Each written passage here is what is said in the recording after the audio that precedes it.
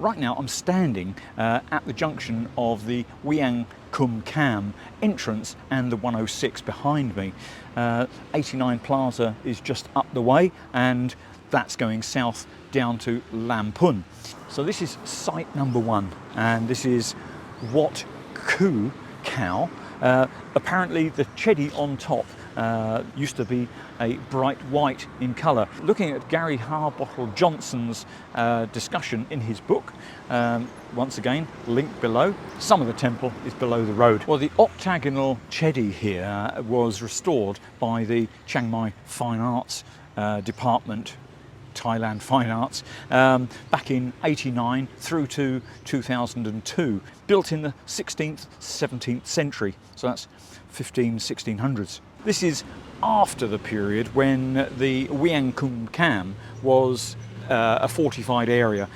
This was post Meng Rai, this is post it being a protected city. It's suggested that maybe because of the flooding in the city, people then started to develop things outside of the city. The temple has hardly ever been seen. It's below ground. Most of it is under the road, the 106 behind here.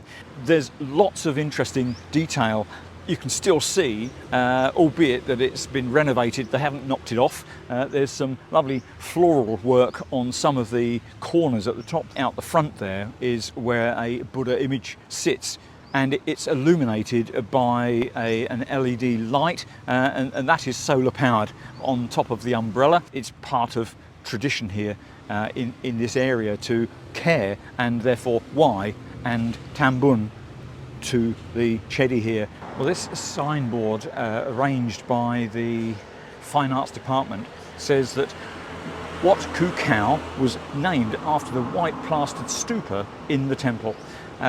Archaeological excavations revealed the remains of the assembly hall, a pedestal for the principal Buddha image, altar, boundary wall, gateway and stupa. The upper part of the stupa has collapsed. Only the base and the middle section remain. The I think that should be 3 actually. The 3-tiered square base is surmounted by a middle section consisting of a lotus base decorated with 4 torus mouldings and a triple overturned torus moulding base. Above this section is presumably an octagonal or round-shaped dome topped by a throne and a tapering finial. The Fine Arts department did a terrific job of capturing most of the sites around Wiang Kum Kam by drone video, very nice photography, and I'll point you at this particular QR, which I'll leave a link below to. This QR takes you off to a YouTube channel provided by the Fine Arts department, showing Wat Ku Kao, abandoned apparently, at Wiang Kum Kam. Well, now we're entering into the 3rd site in Garry Harbottle-Johnson's book, and it's called Wat Kum Kam Tipram. Well, I'll read through this quickly for you. This is saying that Wat Kum Kam Tipram is the name given to the temple in the present day, since its actual name has not been found in historical records. Archaeological excavations at this temple discovered 2 buildings. Building 1, large rectangular building with a porch and stairway in the front, the porch in the back. The base of the building is a lotus base decorated with a torus moulding. Inside the building, the remains of a pavilion-like structure for enshrining the principal Buddha image has been found. Building 2 is a square building with a pedestal located at the end of the buildings. Both buildings are open halls and may have been used as assembly halls. They were built around 600 to 700 years ago and had probably undergone various restorations until they were abandoned 400 years ago. Now, if we see this QR code here, that'll take us off to a lovely video showing drone footage and also still photography at a low level. It's very nice. Now, over here on the right hand side, Garry was saying in his writings that this had not been excavated so well when he was here in 2002. They were doing it whilst he was here, but he said that one on the left here was already excavated, and this has a north facing door stairway over on the left-hand side here. The stucco there is very, very ornate, and it's the balustrade, the nagar, as you ascend the stairs into this building. These pillars, these are made of laterite, and this would have been reconstructed to be, to look complete by the Fine Arts department. Now, referring back to Garry again, here where this pile of stones is on the rear of the apparent square building, it's actually a rectangle. This pile of bricks here, Garry has a circle here, and he says that the stupa that was here, the Chedi that was here, is actually reminiscent of the Chedi found today at Chiang and also what we see here in Wat Chedi. So I can't quite make out the design there, but there's a flat face here, obviously, and then all of these bricks would have been part of it, but there's also lots of stories about robbing of bricks and using them for other things. As you can see, this one, the entrance is in front of us here, facing east, a Buddha image at the back. Well, Garry's saying that this was restored in 1986, and it's of early Lanna period, which is 14th century, so 1300s onwards. Here's the doggy again. He's come to see me again. Isn't that lovely? Hello, mister. Now, do you know, doggy, in 2002, Garry Harbottle-Johnson said that there was lots of dogs in this garden, and he said they were very woofy. Yeah, and you're probably related. Yeah, do you know Garry Harbottle-Johnson? Hello, you're having a nice sniff there. Well, welcome to site number 3A in Garry Harbottle-Johnson's book. Back in 2002, when Garry Harbottle-Johnson was writing about these ruins, he actually said this was not understood to have a name, and it was locally called Wat Boran, and Boran means ancient. The Chedi base at the rear, with 8 square pillars in the middle here, built 14 to 15th century, so 13 to 1400s, used on a regular basis by locals living around here,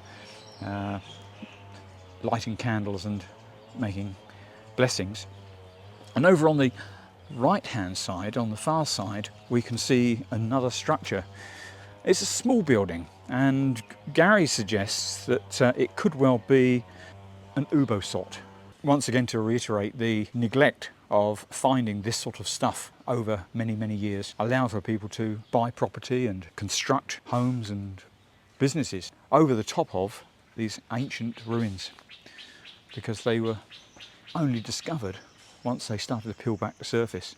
And here on the Fine Arts plinth, there's no video flyover for this one, but it does say that Wat Kum Kam Tipram, there is no record of this temple in any historical document. The temple was buried 1 metre from the surface.